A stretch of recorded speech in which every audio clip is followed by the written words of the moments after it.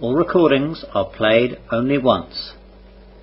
Now turn to Section 1. Section 1. You will hear a conversation between a travel agent and a customer discussing a holiday. First, you have some time to look at questions 1 to 5.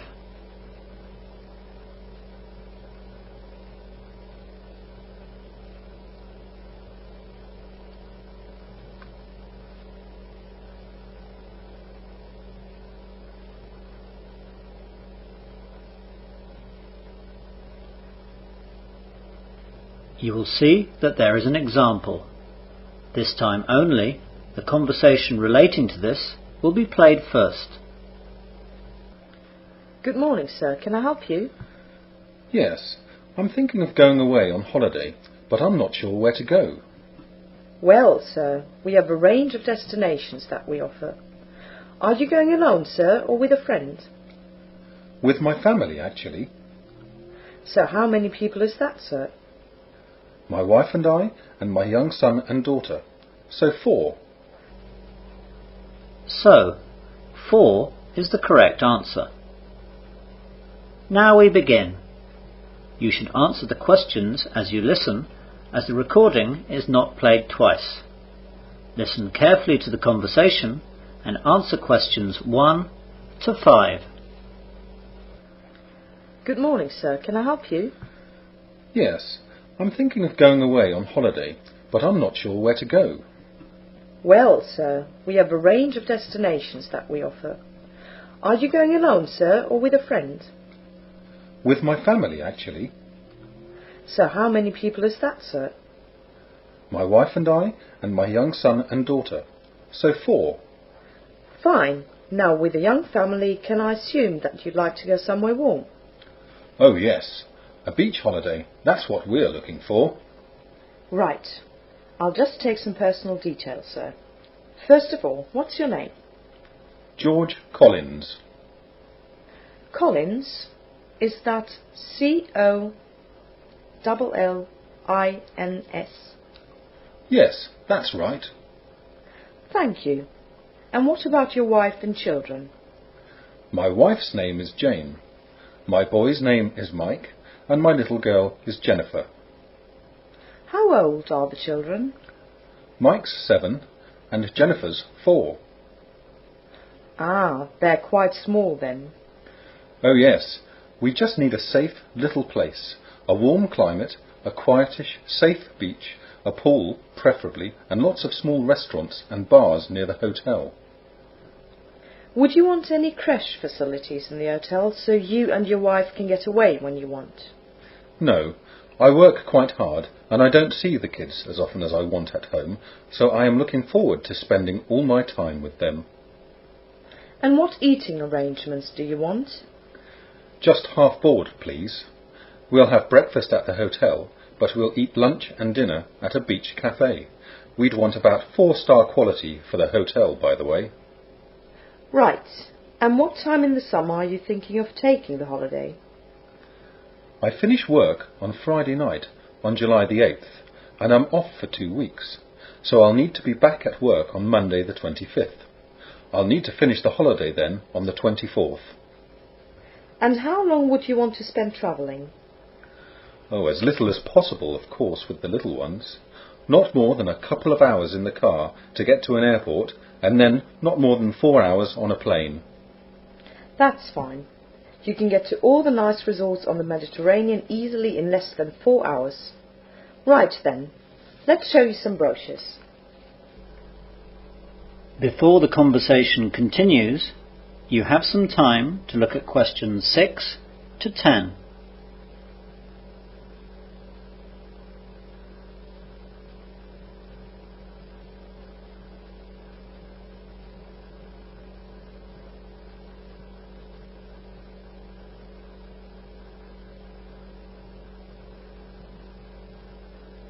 Now listen carefully and answer questions 6 to 10. As I said, sir, most Mediterranean destinations are easily within your preferred flight time. You can choose really between Spain, France, Italy, the old Yugoslavia, Greece or Turkey, as well as the Mediterranean islands. Wow, what a great choice! What are the different costs involved? With you wanting a 4-star hotel and pool, some countries will be definitely cheaper than others. Price-wise, Italy and France will be at the top end. Spain, Greece and Turkey will be at the low end. Greece and Turkey sound great, actually. I've always wanted to go there, and I've seen some beautiful photos. I think that Greece would suit you better as the flight to Turkey is actually quite long. You're getting towards 5 hours there. OK, well, Greece is fine. Of course, with Greece you have the choice between the islands and the mainland.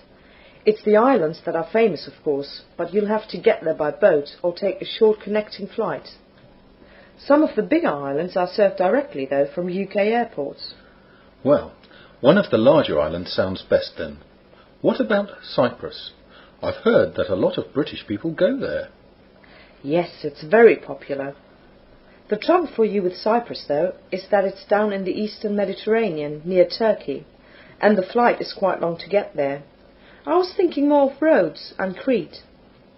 Let's have a look at those two then. Here are some brochures. This is the Hotel Tropicana and this is the Palm Hotel. Both of them are in Crete. In Rhodes we have the Ocean Hotel and Hotel Spiros. Can you tell me a bit about them? Of course. The Hotel Tropicana is about 1 mile from the beach, and it's a safe walk along a path through some fields to get there. They have a nice pool, which you can see in the photo. There are only a few beach bars and restaurants, though.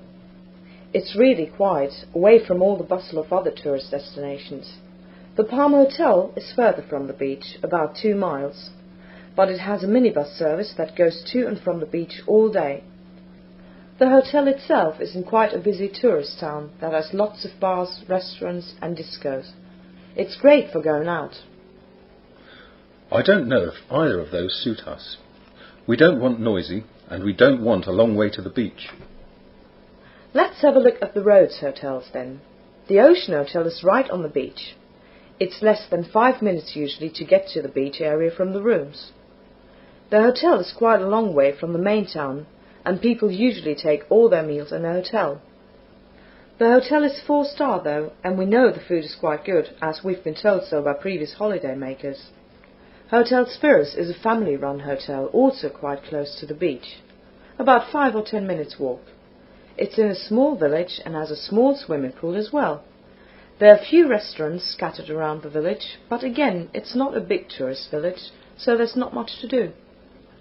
To be honest, both of those sound fine. We don't want a nightlife, as we won't be able to leave the kids. Something close to the beach, somewhere to eat and sit in the evening is all we need. I've made some notes. Let me take the brochure with the details of these 2 hotels, and I'll take them back and show my wife and see what she thinks. They both seem just what we want, though. OK, sir. Come in again when you've decided, or if you want to see some other places. I will. Thanks very much then. Goodbye. Goodbye. That is the end of section 1. You will now have half a minute to check your answers.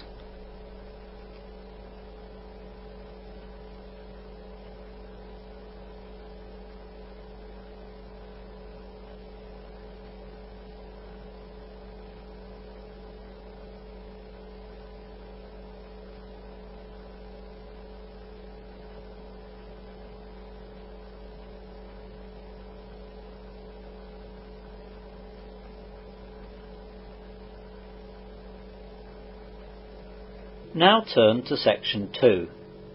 Section 2. You will hear a man giving an orientation talk to new holiday makers at the Solaris Hotel and Holiday Village. First you have some time to look at questions 11 to 15.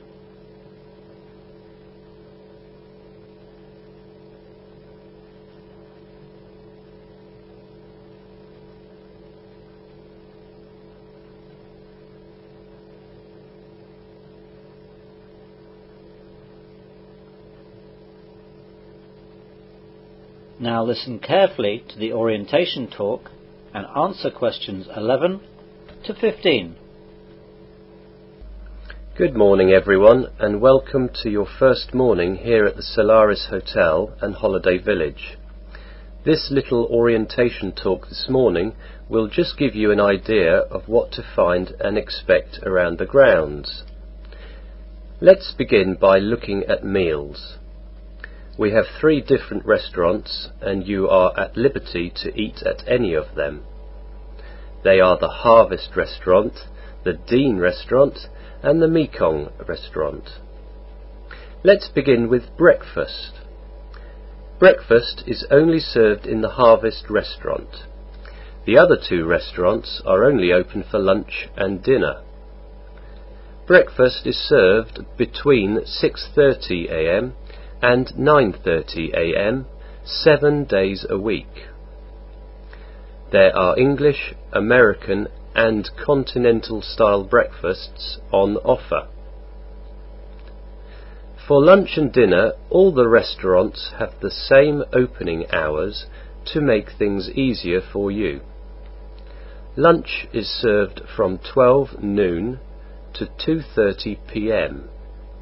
and dinner is served from 7 p.m. to 10:30 p.m. The menus are the same for lunch and dinner, though look at the blackboards displayed in the restaurants for any specials that they are serving for any particular meal. The style of food is different in each of the restaurants. The Harvest serves traditional English food, though with plenty of the foreign dishes which are popular in the UK, such as curry and spaghetti. The Dean specialises in fish and seafood, and the Mekong offers you a selection of dishes from the Far East. Not just from Vietnam, as the name suggests, but Chinese, Thai, Malay and others. You don't have to pay in any of the restaurants unless an extra supplement is needed for some of the specials. All soft drinks are also free, though we charge for alcoholic drinks. You can choose to pay any bill that you may incur at the end of the meal itself, or you can put it on your main bill, which you can pay when you leave at the end of your holiday. There is also a bar menu in the main bar which serves pretty good pub food, and if you have any late night munchies, there is a takeaway open until 2:30 a.m. which sells fast food. Good for those of you who are returning in the early hours from a disco or club. You now have some time to look at questions 16 to 20.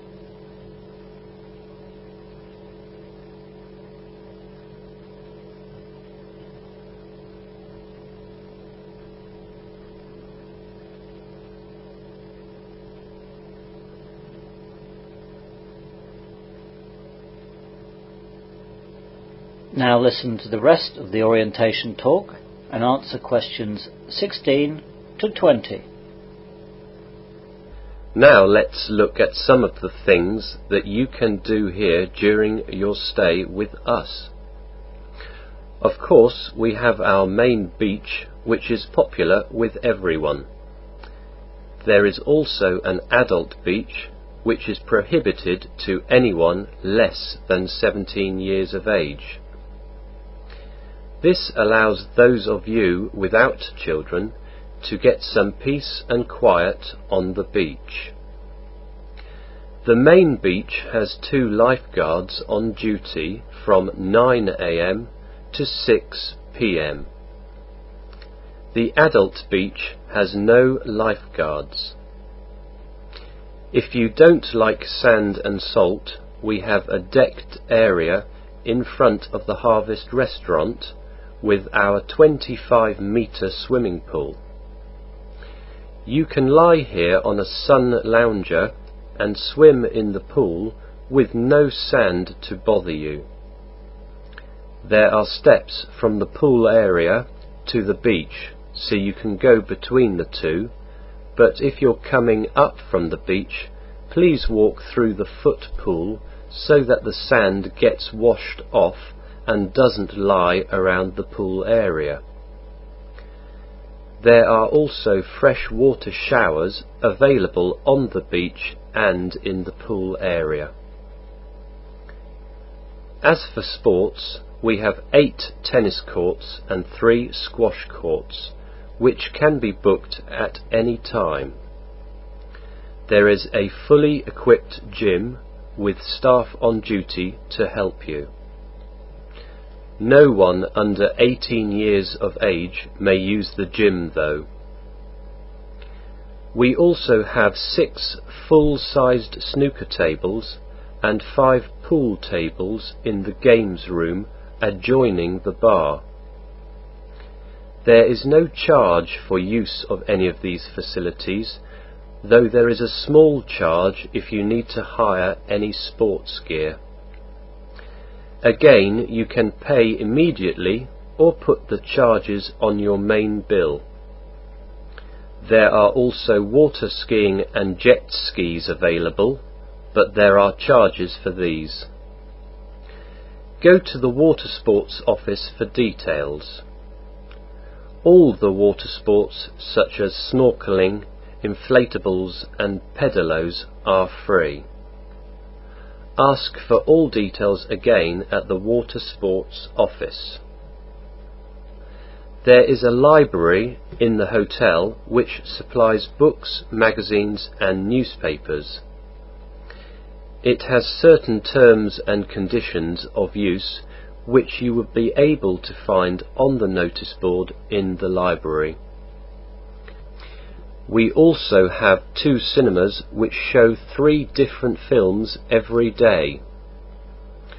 The showings are in the afternoons at 2 p.m, the early evening at 5:30 p.m, and at night at 8:30 p.m.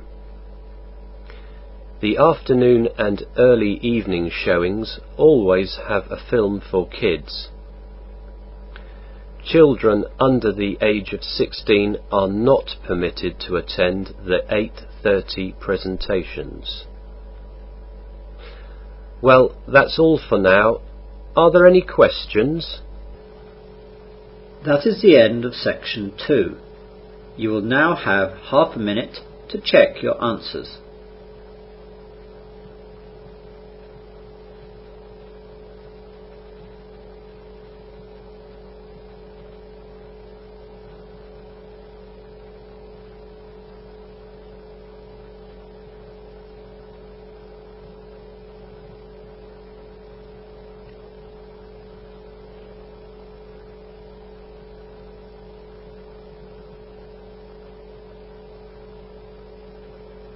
Now turn to section 3. Section 3. You will hear 2 students giving a presentation to a seminar group at their university. First, you have some time to look at questions 21 to 26.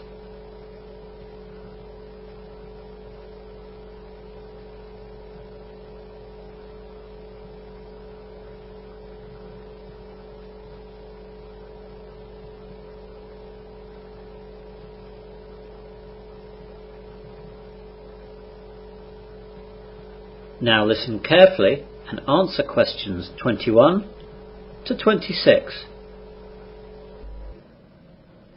Good morning all. Glad to see you're all on time today. This morning we're going to hear Jamie and Rebecca give their presentation on some aspect of demographics.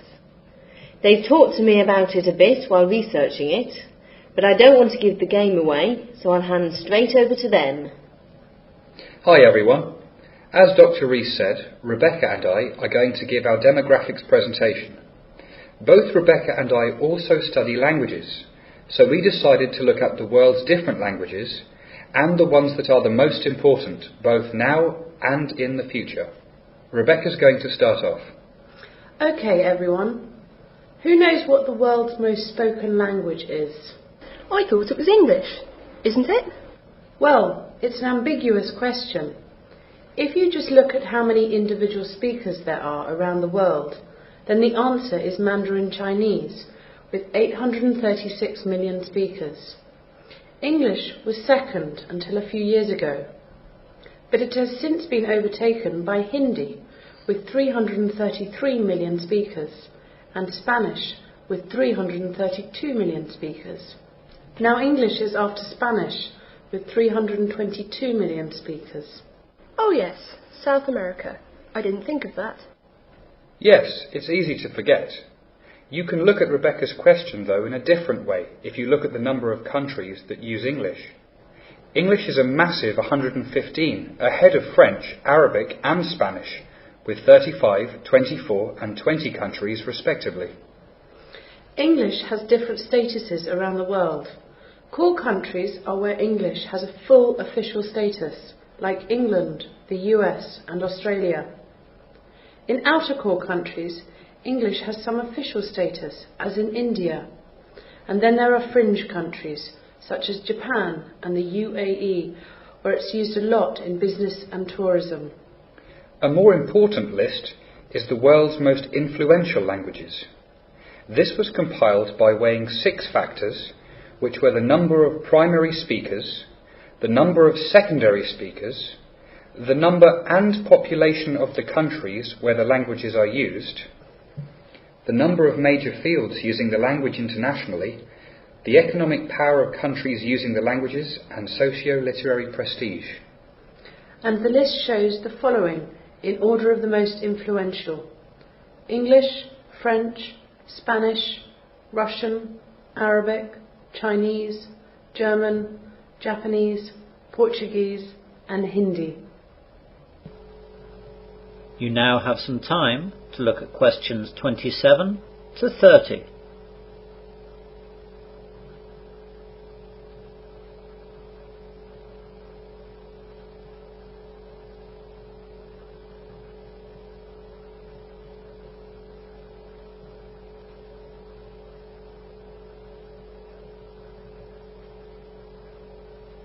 Now listen to the rest of the presentation and answer questions 27 to 30. How up to date are these figures? Fairly. They came out just last year, but the picture is changing very rapidly in terms of influential languages. There are certain large countries which are about to emerge on the world stage, and their economies are starting to influence the world balance of power. The largest countries that for various reasons are beginning to shift world economic power are China, Russia, India and Brazil. The sizes of the populations, along with the cheap labour and raw material prices which are available in these countries, are causing this shift. As a result, every year the demand for people knowing the languages of these countries is growing enormously. In addition, the demand for teachers and English language training is also enormously increasing. Western teachers are going to the countries and their nationals are coming over here. As well as business, the education sector is getting a huge boost from the opening up of these economies.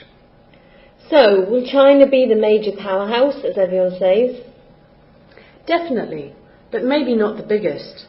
Many experts predict that India's population will soon surpass China's. Bangladesh's population could too.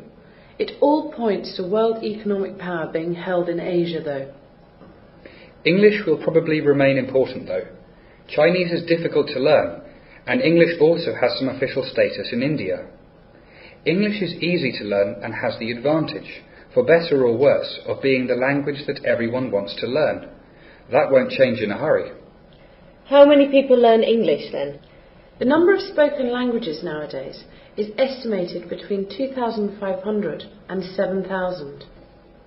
Out of all these languages, the numbers of those actually studied by non-native speakers is tiny. There are no official records of numbers studying English worldwide, but today you can safely say that there are not many countries with a structured program of education where English is not taught. It will take a long time for this habit to be broken. At the moment it's getting stronger. That is the end of section 3. You will now have half a minute to check your answers.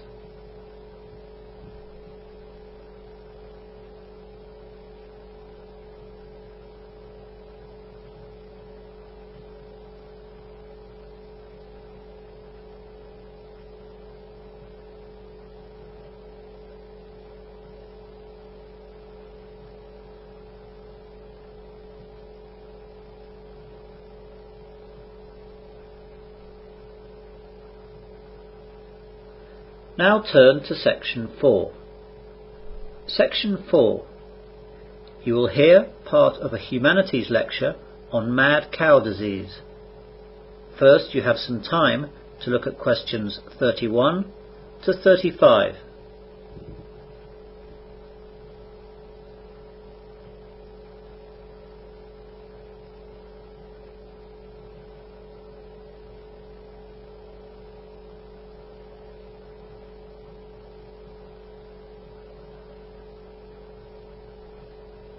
Now listen carefully and answer questions 31 to 35. Good morning, ladies and gentlemen, and welcome to this humanities lecture. Today we're going to continue our look at the modern diseases that afflict society. We're going to look at quite a famous but rare disease. The popular name for this disease is mad cow disease. It's been so named because it's most often found in the brains of cattle. It attacks the nervous functions of the brain and leads to unusual behavior by the cattle. Thus, we familiarly say that the cow is therefore mad, and hence, mad cow disease. Mad cow disease is the commonly used name, but its medical title is bovine spongiform encephalopathy, or BSE. It's a slowly progressive, degenerative, fatal disease affecting the nervous system of adult cattle. The exact form of BSE is not known, but it's generally accepted by the scientific community that the likely cause is an infectious form of a type of protein known as a prion. This protein develops abnormalities and apparently seems to encourage other proteins to become similarly misshapen, affecting their ability to function. In cattle with BSE, these abnormal prions initially occur in the small intestines, tonsils, and central nervous tissues. There is a similar disease to BSE called Creutzfeldt-Jakob disease, or CJD, that's found in people. A variant form of CJD is believed to be caused by eating contaminated beef products from BSE-affected cattle. The abnormal prions in infected cattle products are consumed by humans as they are resistant to common food disinfection treatments such as heat. The disorder is rare, occurring in about 1 out of 1 million people. To date, there have been 155 confirmed and probable cases of CJD worldwide, among the hundreds and thousands of people that may have consumed BSE-contaminated beef products. Most of the cases have occurred in the UK. The one US case was in a young woman who contracted the disease while residing in the UK and developed symptoms after moving to the US. You now have some time to look at questions 36 to 40.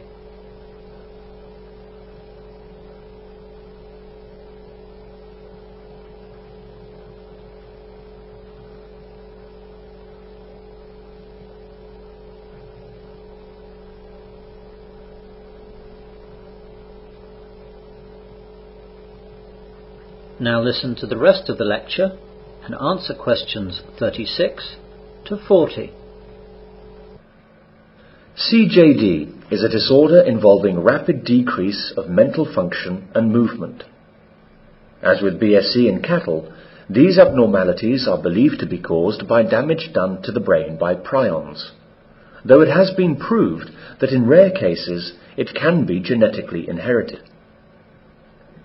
CJD tends to affect younger people, beginning between the ages of 20 and 70, with average age at onset of symptoms in the late 50s.